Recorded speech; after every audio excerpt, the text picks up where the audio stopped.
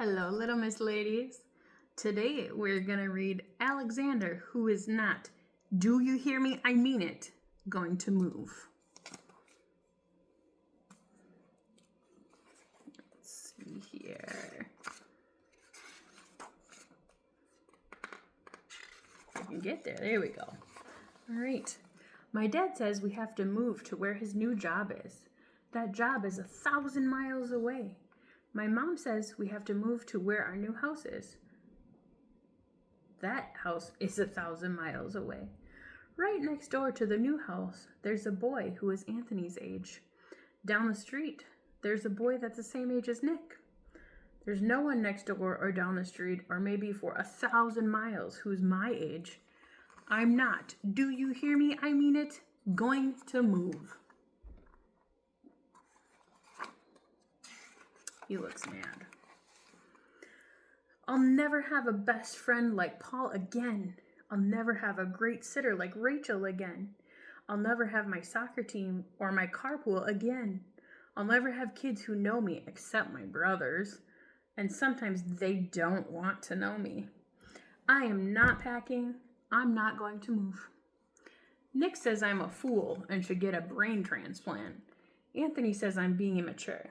My mom and dad say that after a while, I'll get used to living 1,000 miles away from everything. Never, not ever, no way, N-O.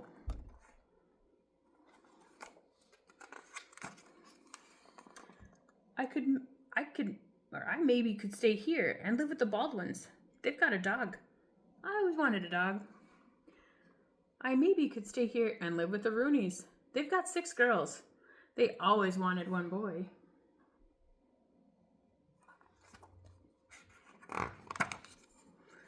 I maybe could stay here and live with Mr. and Mrs. Oberdorfer. They always give great treats on Halloween. I maybe could stay here and live by myself in maybe a treehouse, or maybe a tent, or maybe a cave. I might get kind of lonely living in a cave or a treehouse. Nick says I could live in the zoo with all the other animals. Anthony says I'm being immature. My dad says I should take a last look at all my special places. I'm taking a look, but it won't be my last. I looked at the Rooney's roof, which I once climbed out on, but then I couldn't climb back in until the fire department came and helped me. I looked at Pearson's drugstore, where they once said my mom had to pay them $80 when I threw a ball in the air that I almost caught. Instead, it went through the door there, you can see. Right through the window. Oops. I looked at the lot next to Albert's house, where I once and for all learned to tell which was poison ivy. I looked at my school, where even Mrs. Knapp, the teacher I once spilled the goldfish bowl on, said she'd miss me. I looked at my special places where a lot of different things happened. Not just different bad, but different good. Like winning that sack race. Like finding that flashlight. Like spitting farther than Jack 3 times in a row.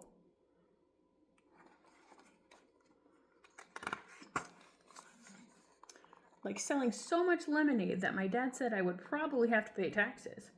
My dad was just making jokes about paying taxes. I wish he was just making jokes about having to move. I'm not, do you hear me? I mean it, going to move. Nick says I'm acting like a puke face. Anthony says I'm being immature. My mom says a last goodbye to all my special people. I'm saying goodbye, but it won't be my last.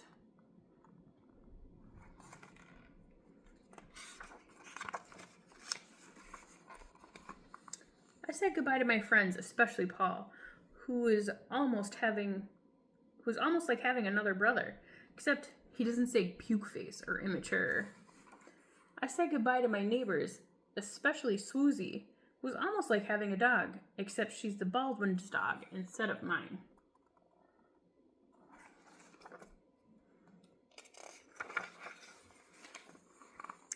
I said goodbye to Rachel, who taught me to stand on my head and whistle with 2 fingers. But she says, don't try to do both at the same time.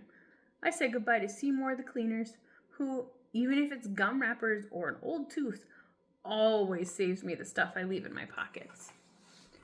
I said a lot of goodbyes to a lot of people and got a lot of hugs and kisses. Enough hugs and kisses to last a person's whole life.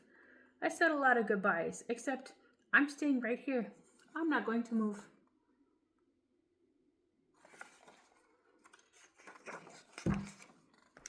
When the movers come to put my bedroom furniture on their truck, maybe I'll barricade my bedroom door. When my dad wants to tie my bicycle to the roof rack on top of the station wagon, maybe I'll lock up my bike and bury the key. When my mom says, "Finish packing up, it's time for us to get going," maybe she'll look around and she won't see me. I know places to hide where they'd never find me. Like behind the racks of clothes at Seymour the Cleaners. Like underneath the piano at Eddie's basement. Like inside the pickle barrel at Friendly's Market. Or maybe I could hide in the weeds in the lot next to Albert's house. Now that I know how to tell which is poison ivy, I'd rather have poison ivy than have to move. Oh goodness, he really doesn't want to move.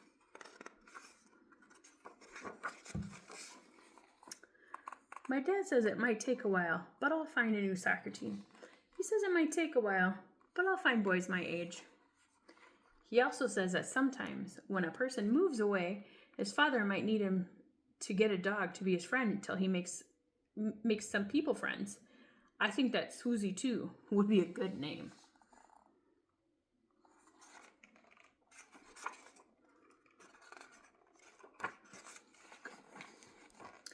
My mom says it might take a while, but we'll find a great sitter.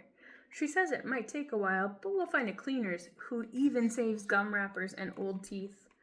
She also says that sometimes when a person moves away, his mother might let him call his best friend long distance. I already know the telephone number by heart. Paul gave me a baseball cap. Rachel gave me a backpack that glows in the dark.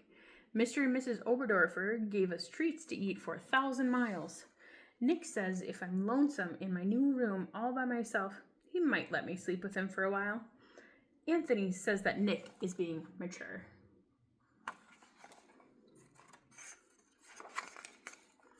My dad is packing, my mom is packing, my brothers Nick and Anthony are packing.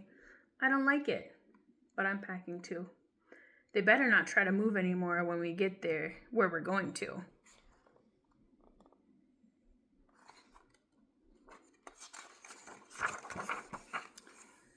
Because this is the last time I'll do it. Next time, they won't make me do it. Never.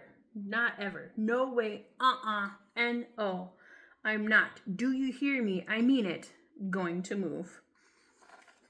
He's all packed up. Moving's not always so bad. Just kind of scary sometimes.